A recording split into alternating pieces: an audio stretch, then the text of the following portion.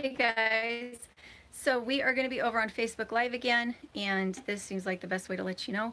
What do you think of the house so far? I've got these curtains now, so that when I'm on the other side, you don't have backlighting from the door. What else do I have? We are redoing the food storage again. I've got all sorts of food storage here on the stairs, getting ready to put it under the wood-burning stove. The lighting is always so interesting. I've got all my pretty things out to show how I do my low fuel cooking so that it doesn't heat up the house, and dishwashing and other fun things. Hey Daniel, how are you? And we got the floor painted. So the floor looks a lot better now. I have some rugs I want to put down just to protect it a little bit. Let's see, Maniac Grammy's homestead is here. Thank you, my shabin. It is kind of a shack, isn't it? A shack cabin. I've got these walls finished. It's coming along really nicely. I've got the cover on the rocket stove, but you saw that in the last video, so that's not a surprise. And then at the end of the live show, I'm going to show some fun wool that I got. But everything's starting to pull together. I just wanted to give you a heads up. In about 5 minutes, we're going to be over on Facebook Live. It's Dirtpatcheaven on Facebook.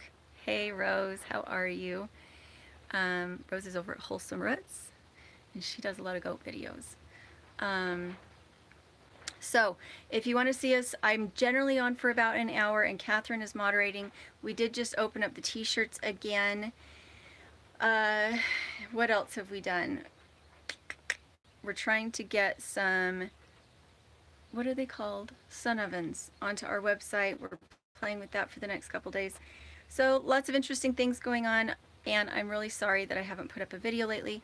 The reason is that when I sewed these curtains, these ones, I had 8 hours worth of footage between food storage stuff and curtains and other things, and then I just started a keto diet because I'm doing it with John to keep him company, and it gives me major brain fog, and I erased 8 hours worth of footage. So that's why there haven't been any videos, is because I had all this footage and then I erased it.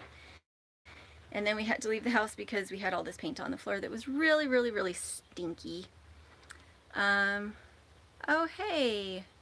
Oh, there's a lot of, why am I not seeing the comments? So I just thought nobody was saying anything. Hey, Granddad's Allotment. And Smallwood Homestead, hello, hello. Okay, so I'm going to go set my camera up over my little sink. I actually took down a significant part of the furniture in the house. I have downsized again.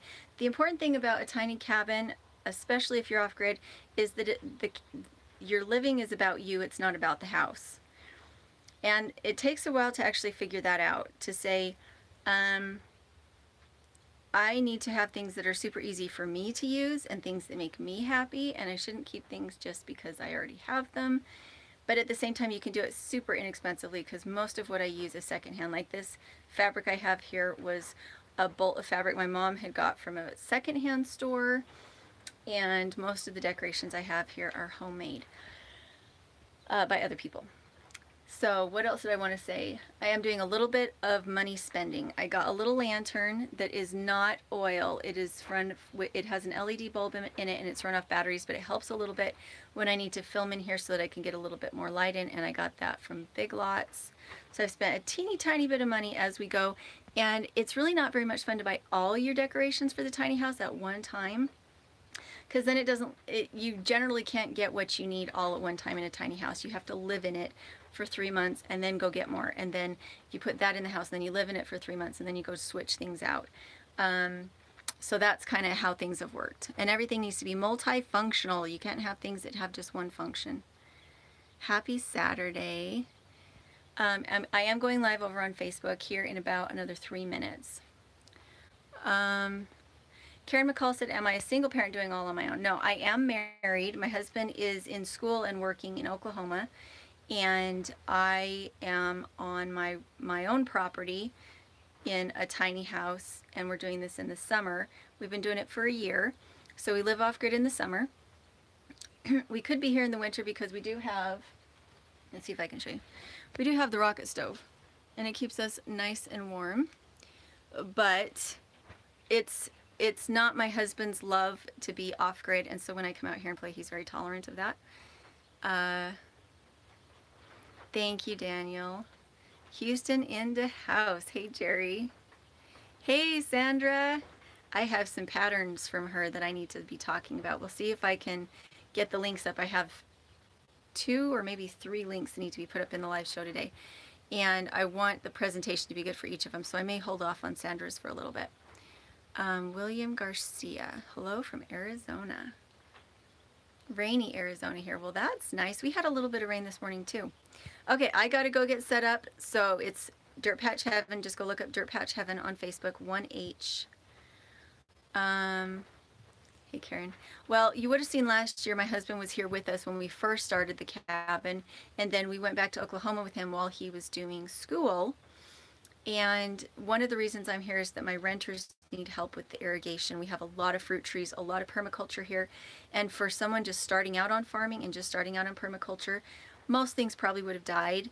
And so for the last 2 summers, so last summer and this summer, I've come back to live off grid. It's cheaper than trying to find a rental. If you're just doing a month to month, I would have been paying $1,400 a month in rent, whereas the cabin costs us $250 a month, and it's almost paid off in 1 year. So it made a lot more sense financially to us to do this little off-grid thing. We already had everything set up, and it's been a lot cheaper than rent. And I can video here, so it's all just been a very good package for us.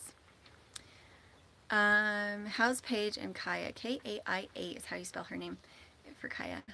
And I do love my rocket stove, and this has been fun. And most of this has been done with projects with other people. We did Essential Mountain Homestead.